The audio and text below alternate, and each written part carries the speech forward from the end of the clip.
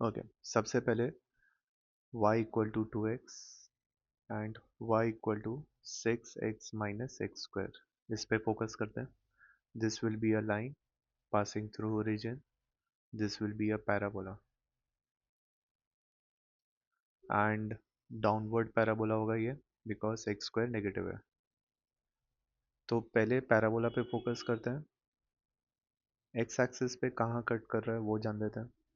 सो put y0. So y0, x common, तो 6 minus x, therefore x is 0, x equal to 6. So 0 और 6 से ये parabola पास होगा. ठीक है. y equal to 2x, straight line passing through origin. Next ये point पे फोकस करते हैं. Minimum of 2x minus 6x minus x square. अब इसका मतलब ये होगा कि 2x और 6x माइनस एक्स स्क्वायर, इन सिंपल वर्ड्स लाइन और पैराबोला में से जिसका कर्व नीचे, वो आप हाईलाइट करो. ठीक है.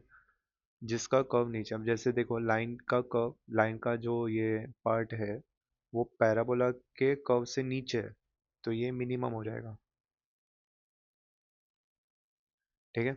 अब ये पॉइंट के बाद लाइन ऊपर चला गया, पैराबोला नीचे आ गया, तो अब ये पैराबोला का पार्ट मैं शेड कर रहा हूँ.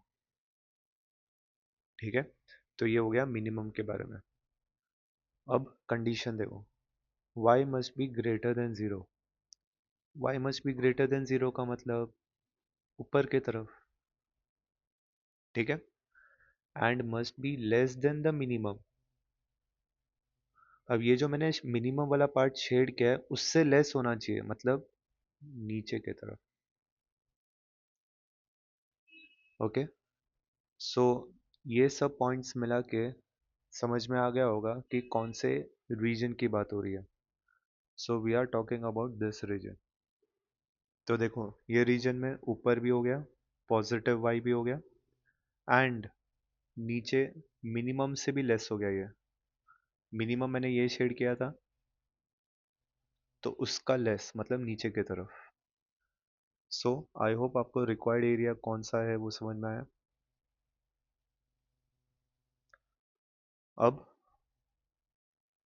ये एरिया निकालने से पहले पॉइंट ऑफ इंटरसेक्शन तो निकालना पड़ेगा. चलो, so to find point of intersection A.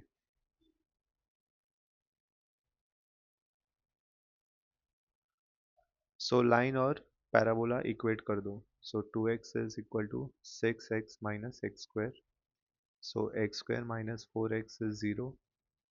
x minus 4, 0. So x is 0, x is 4.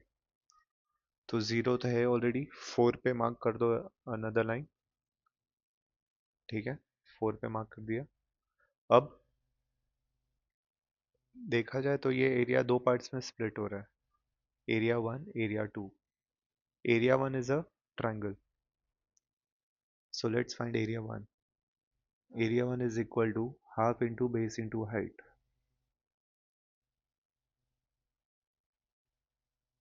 Base will be 0 to 4 which is 4. अब हाइट के बारे में निकालना पड़ेगा, राइट.